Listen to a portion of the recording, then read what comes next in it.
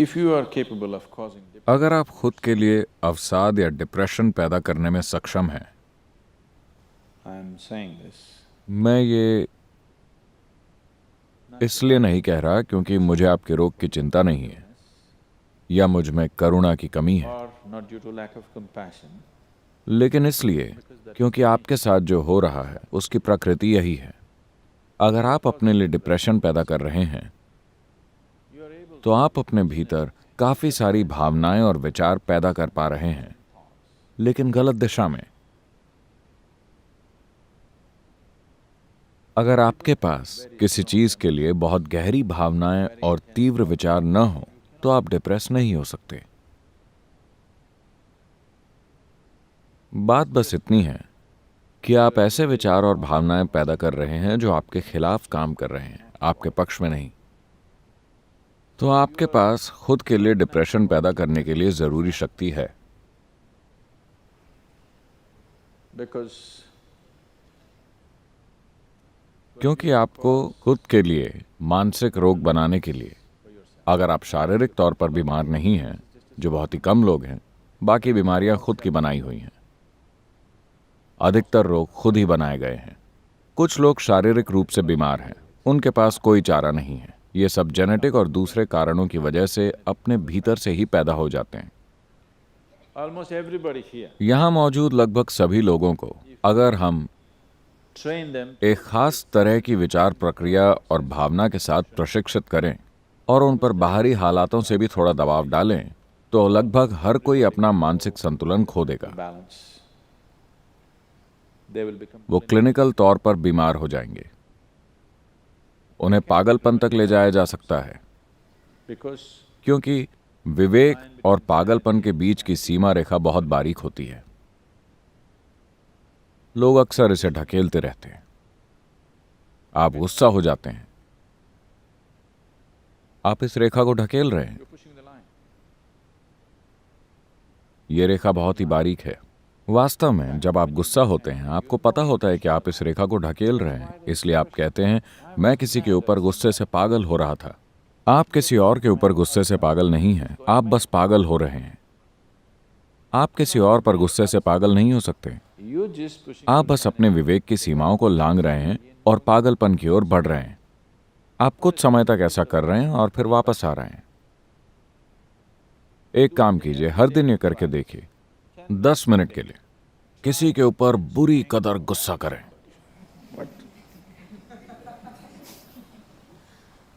आप देखेंगे कि 3 महीने में ही आप क्लिनिकल तौर पर वहां पहुंच जाएंगे। yes. Just try it. अगर चाहें तो आजमा कर देख लें, क्योंकि अगर आप लगातार इस रेखा को ढकेलते रहे, आप पागल होते हैं और वापस आ जाते हैं, पागल होते हैं, वापस आ जाते हैं। एक दिन आप वापस नहीं आ सकेंगे। जिस दिन आप वापस मुड़कर नहीं आ पाएंगे, तब आप क्लिनिकल तौर पर बीमार हो जाएंगे। आपको समझ लेना चाहिए कि अगर आप एक पल के लिए भी गुस्सा हुए तो आप बीमार हैं। हो सकता है कि आपको डॉक्टर से इस रोग का सर्टिफिकेट न मिला हो, उन्होंने आपके ऊपर पागलपन का सर्टिफिकेट नहीं लगाया, लेकिन आप उस दिशा में बढ़ रहे हैं, है ना? Isn't it? You think it's your right, आपको लगता है कि आपका हक है नखरे दिखाना, आपको लगता है कि आपका हक है लोगों पर गुस्सा करना, आपको लगता है कि आपका अधिकार है कि आप डिप्रेस्ड रहें ताकि आप किसी का ध्यान आकर्षित कर सकें। आप ये खेल खेलते रहिए। एक दिन आएगा जब आप वापस नहीं आ पाएंगे। आप रोज इस सीमा को लांघते रहते हैं। एक दिन आप देखेंगे कि आप उसे वापस लांघ नहीं सकते। उस दिन आपको डॉक्टर की जरूरत पड़ेगी। till then, तब तक हर किसी को आपसे राहत चाहिए होती थी, पर जिस दिन आप वापस नहीं आ सकेंगे, उन्हें राहत मिल जाएगी, क्योंकि अब वो आपको पकड़कर डॉक्टर के हवाले कर सकते हैं। वरना आप हर दिन में कई बार अस्थायी तौर पर पागल होते रहते हैं। वो आपको पागल खाने भी नहीं भेज सकते, उन्हें आपको सहन करना पड़ता है, आपके परिवार वालों, दोस्तों और आपके आसपास के लोगों को। कम से कम अगर आप सच में क्लिनिकल तौर पर रोगी घोषित हो जाएं, तो हम आपको वहां जाकर सौंप सकते हैं। तमिलनाडु में एक मंदिर है, आपको पता है? जहां ऐसे लोगों को जंजीरों से बांध कर रखते हैं। वहां कोई अस्पताल नहीं है, मानसिक रोगों के लिए कोई अस्पताल नहीं है। There is a temple. वहां एक ऐसा मंदिर है जिसे किसी ने मानसिक रोगियों को स्वास्थ्य की ओर वापस लाने के लिए बनाया था। So, उनका परिवार उन्हें वहां ले जाकर छोड़ देता है। उन्हें जंजीरों से बांधकर मंदिर में रख दिया जाता है। आप उन्हें कुछ पैसा दे दीजिए, वो आपके भोजन का प्रबंध कर देंगे और आप वहां बिल्कुल जानवरों की तरह बंधे रहते हैं।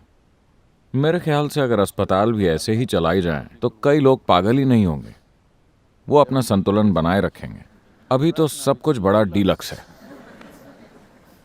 अगर आप अस्पताल को बहुत आरामदायक बना दें, तो ये बीमार पड़ने का फायदा बन जाएगा।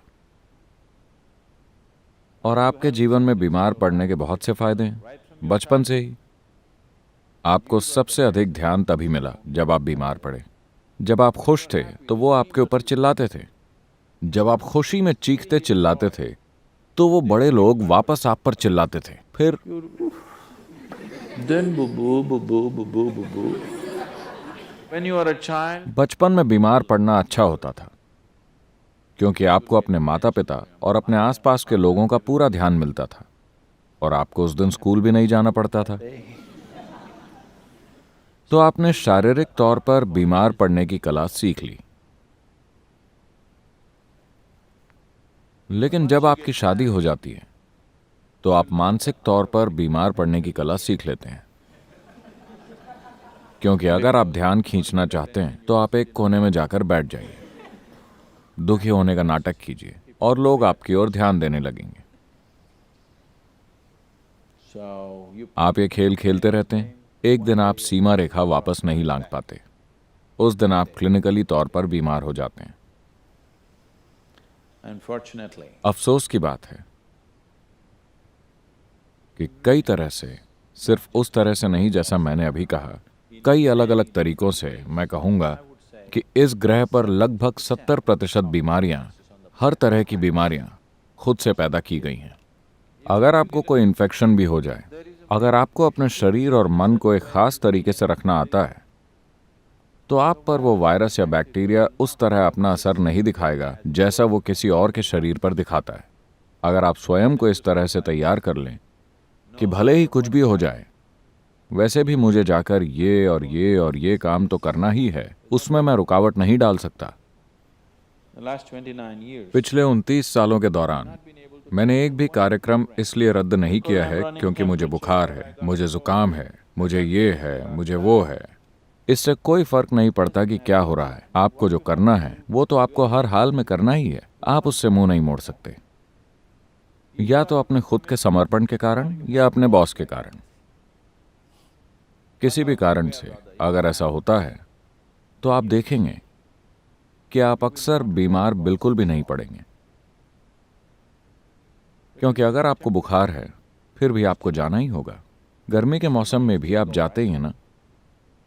नहीं, बहुत से लोग नहीं जाते। अगर बाहर जरा सी गर्मी हो तो वो काम पर नहीं जाते, थोड़ी सी सर्दी ज्यादा हो तो वो काम पर नहीं जाते, जरा सी बारिश आते ही वो काम पर नहीं जाते, हल्की सी बर्फबारी हो जाती है और वो काम पर नहीं जाते। ये सब तो मौसम है। so for every change in मौसम के हर बदलाव के साथ अगर आपके पास कंबल ओढ़कर लेटने का सुख है, अगर आप ऐसा करने लगे तो आपका शरीर बीमार पड़ना सीख लेगा। जितनी ज्यादा बार हो सके उतनी ज्यादा बार। अगर आप तय कर लें कि इससे कोई फर्क नहीं पड़ता कि क्या हो रहा है, मुझे हर हाल में जाकर अपना काम करना ही है, आप देखेंगे कि आपका शरीर वापस ठीक हो जाएगा। जितनी जल्दी हो सके उतनी जल्दी, भले ही उसे सबसे बुरा इन्फेक्शन हुआ हो। तो आपको बस सेहत के लिए जरूरी परिस्थितियों को स्थापित करना है, सेहत के लिए जरूरी प्रेरणाओं और फायदों को स्थापित करना है, अपने लिए भी और अगर आपके बच्चे हैं तो उनके लिए भी। बीमार पड़ने के लिए प्रेरणा मत दीजिए। अगर आपका बच्चा बीमार है तो उसे दूर से देखें, उसे कभी बाहों में न भरें। उसे पता चल जाएगा कि ये उसके जीवन का सबसे बुरा समय है और उसे ये भी पता चल जाएगा कि उसे जल्दी ठीक होना है। और उस पर सबसे ज्यादा ध्यान दें जब वो खुश हो। आप देखेंगे कि वो अपने भीतर से स्वाभाविक तौर पर सीखेगा। उसके शरीर की केमिस्ट्री ये सीख जाएगी कि खुश रहने में फायदा है, बीमार रहने में कोई फायदा नहीं है। अगर आप ये बात समझा सकें अपने ही शरीर को, अपने शरीर के रसायनों को, और अपने आसपास के हर व्यक्ति को, तो आप देखेंगे कि लोग उतनी जल्दी बीमार नहीं पड़ेंगे जितनी जल्दी अभी पड़ते हैं। तो अपने लिए ये तय कर लें, आप पाएंगे कि आप सेहतमंद रहने लगे हैं। अगर आप अपने दिमाग को इस तरफ मोड़ सकते हैं तो आप उसे इस तरफ भी मोड़ सकते हैं। नहीं, मैं ऐसा इसलिए हूं क्योंकि जब मैं 7 साल का था मेरे पिता ने मेरे साथ बुरा बर्ताव किया था। अगर आपको ये सारी बकवास पता है तो आप अपने आप को बदल भी सकते हैं, है ना? It's time. समय आ गया है, आपको ये समझना ही होगा। मानसिक, शारीरिक, रासायनिक और ऊर्जा के आधार पर आपको ये साफ तौर पर समझना होगा कि आपको कोई फायदा नहीं होता बीमार, दुखी और मायूस होने से। इसका कोई फायदा नहीं होता। खुश और आनंदित रहने में ही फायदा है। अगर आप ये बात साफ कर दें भीतर के इन सभी लोगों को, तो वे सभी ठीक से बर्ताव करेंगे।